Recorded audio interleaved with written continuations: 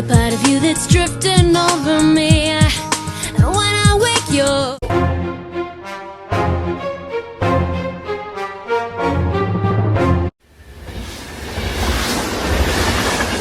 they say you're denim while you're dressing so classy. I don't want my best dressed day in a casket. You can either lead, follow, or get out the way.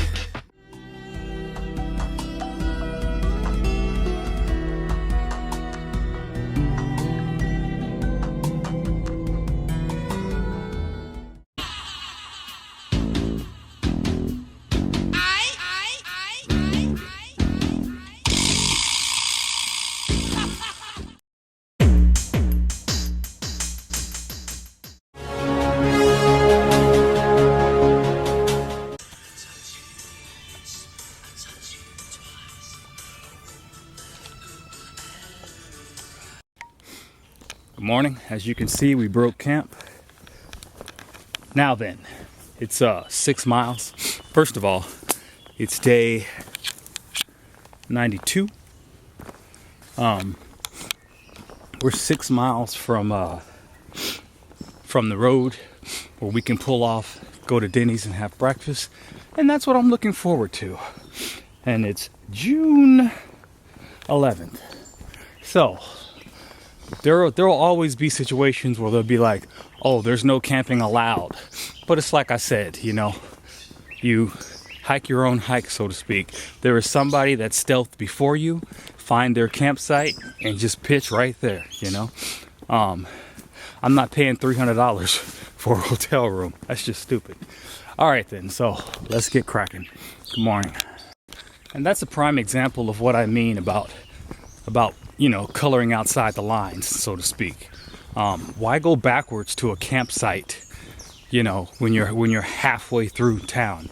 Yes, I mean, and I'm not telling you to skirt the rules. What I'm saying is, you know, hike your own hike, basically. But you're in charge of your own experience. And by the way, there was 3 trains that passed through last night, and the campsite is right next to the train tracks. So that doesn't make sense. If you want to get some sleep, why are you going to camp by I don't know. It is what it is. All right, out here. I used to have a saying that everybody's tested and everybody is rogue. To say that when we're faced with doing what's right versus doing what's convenient, generally most people will go for the latter and just do what's convenient.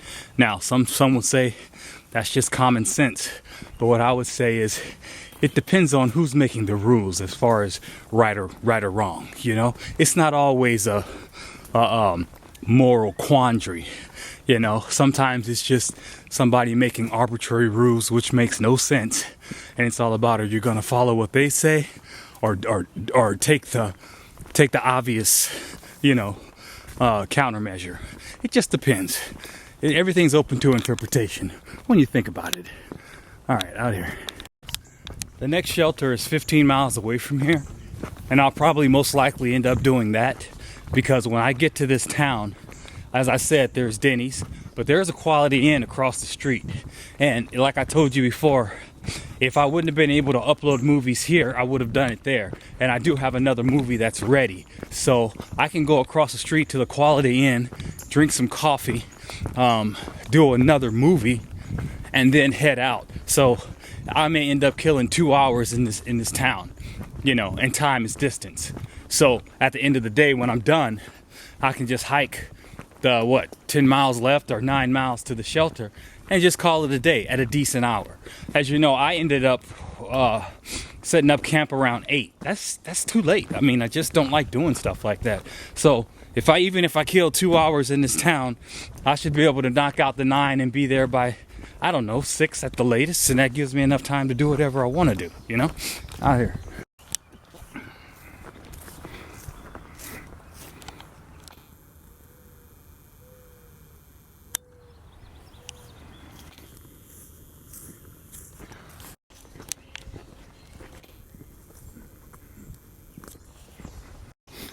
Port Clinton was the original place in Pennsylvania where I was going to get a soil sample, And then I thought about it and I was gonna go with Pine Grove Furnace because of the history. Well, since I missed Pine Grove Furnace, I will get my soil sample at Port Clinton. I got history there. I'll get it right at the gazebo area out here. When I say gazebo, I mean the pavilion out here.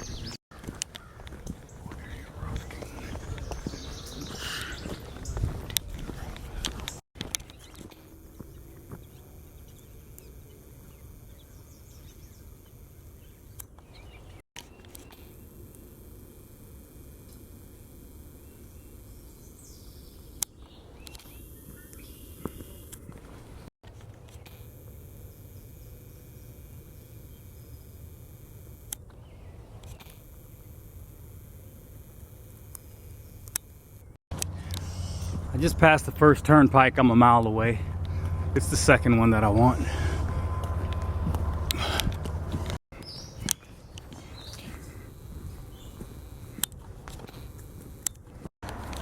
All right, this is the second overpass, and this is the one I want. Let me see. You can look down the road and see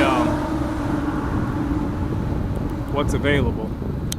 I know Denny's is down there somewhere, and this is too blurry. I just got off the phone with the person I'm waiting for. They don't know how to get down. They're confused. So I'm just gonna rendezvous with them and then walk back so we can go into Denny's together. No big deal out here. So we're en route to Denny's, and yes, it is raining. But I only have eyes for Dunkin' Donuts. I'll show you that in a second, and Denny's is right on the other side. I might just get a room if it starts to pour down, or maybe if it don't, I might just get a room and just chill and just clock it in at what, 6 miles today. I'm easy like that out here. So, in Denny's, got my Dunkin' Donuts. I just wanted to say we've noticed a trend how because of COVID everybody's short-handed. I mean, the service has. Thank you. You're welcome. The service across the board is just like they're just short-staffed. Even when we went into Dunkin' Donuts, it said store will be closing at 2 because we don't have staff. And there are certain towns where the drive-through is the only thing open. They literally close the dining room, and when you're a hiker and you don't have a car, you're like, dude, I can't even get anything to eat. Wendy's done that, McDonald's has done that. It's all staffing issues, that's all out here. Very different, but I think it's cool that you guys have a great relationship. No, you're gonna Destroyed it. All right, I had myself a hearty breakfast at Denny's, which is tradition. I've always done it. Stopped here on my Thur-Hikes. Dunkin' Donuts is new. I took advantage of that. It's raining right now. I'm going to see Odie off, and I'm thinking I'm just going to walk to this hotel and chill. I'll do another movie and just get the rest that I've been looking for. As you can see, I'm yawning. I could take a nap right now. It's 11:26 out here. All right, I just sent off Odie for the third time, but this time she's like off. She's going to do her thing. It's raining. Hotel's right here. I'm gonna do some videos and do my thing out here. Yeah, so I got the room. I want to take a hot shower and just go to sleep, honestly. Last night wasn't bad, but it's just I needed a nap. I got in late. I'm good. Room is nice. It's big. Let's see if it has a bathtub. Oh yeah, we're in business. I have no reason to believe that the water is not hot. Okay, I'm gonna get to work out here. It's 11:47. For the record, the next town coming up is Duncannon, and there's pretty much nothing in Duncannon but food. I don't plan on stopping in Duncannon. I don't plan on uploading movies in Duncannon, anything like that. So it's easy for me to take this layup with this hotel because I'm kind of tired anyway. And then 20 miles, 25 miles right up the road, when I get to Duncannon, you know we're going to eat. And then I'm just going to pass right on through it. Port Clinton, that'll probably be the next place I pull off at. As you know, I want to get my soil sample there. And they have a microtel there as well. So that'll be the next place where I actually get off, make some movies, and then try to upload. But Duncannon, yeah, it's the place there called the Doily. It was a dive in 2005, and it's only gotten worse through the years. So if it's still open, I'll be surprised. Let's just say that. I don't like to slander stuff. At the end of the day, it is one of those places where it's like a timeless mark. You know what I'm saying? It's just a place where everybody goes. It's just the place. So it's never been the place for me, though. Like I said, you really don't want to stay there. You really don't. All right, so I'm about to take a shower. I got my electronics charging, and yeah, I'm getting there out here. It's 6:20, and I'm about to go to bed for real. So I'm gonna go ahead and close this out. It's It's June 11th, and it's day 92. I've been thinking about this. So many people keep asking me, why do you come back? Why do you come back? And I try to make this like, why do I keep hiking the trail? Why do I keep coming back for a Thur-Hike? And I try to take it from different angles to let people see. But check this out. Let's say you have $4,000, okay? And let's say you've been saving 3 years to save $4,000 just to come to the trail. Now, for $4,000, you can come to the trail and live like a king. All right? You can live like a rich person that has no care in the world, like you're in the Hamptons or something. Because think about it, when you're hiking, the only thing you're going to want is a burger. You can buy as many burgers as you want with your budget, okay? When you're hiking and you get tired, the only thing you're going to want is a room, whether it's a hostel, whether it's a hotel, bed and breakfast, and guess what? You got the money to cover it. You know what I'm saying? And so when you turn around and every need you have is being met, then it just makes you feel, it empowers you, okay? And you got to know what a victory feels like, okay?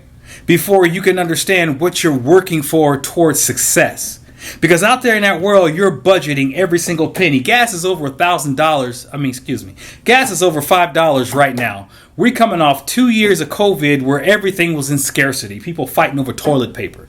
So you're coming from a place of lack and poverty to a trail where anything you want, you can actually afford. You can actually buy. Even the hotels got hiker discounts. So basically, you can use your Thur-Hike as a place of empowerment.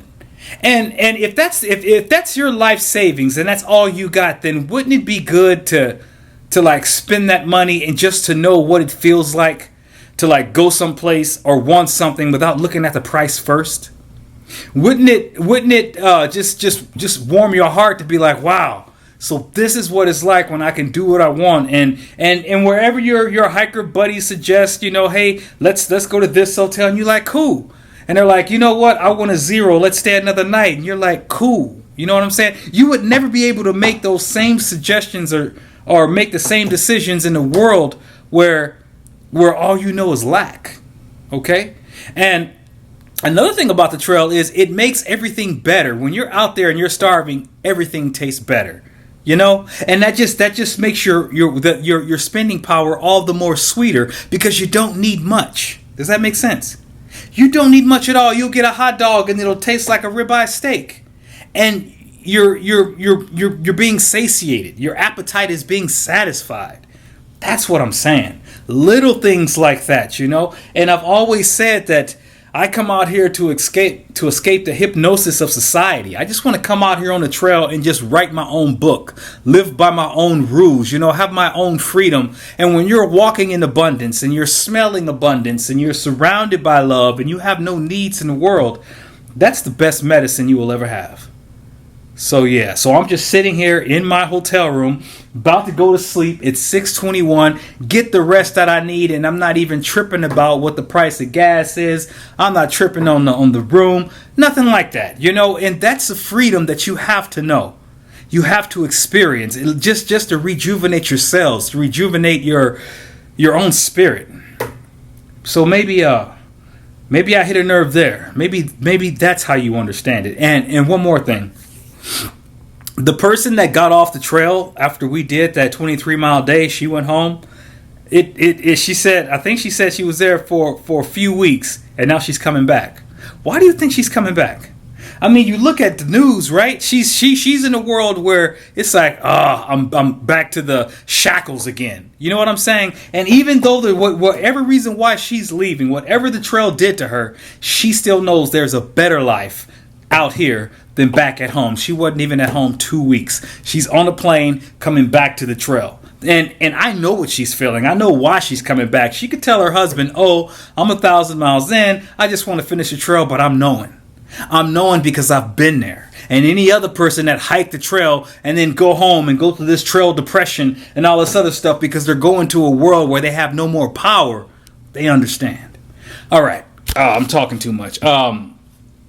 So have a good night. I will see you tomorrow on day 93, June 12th, and we'll figure it out from there out here.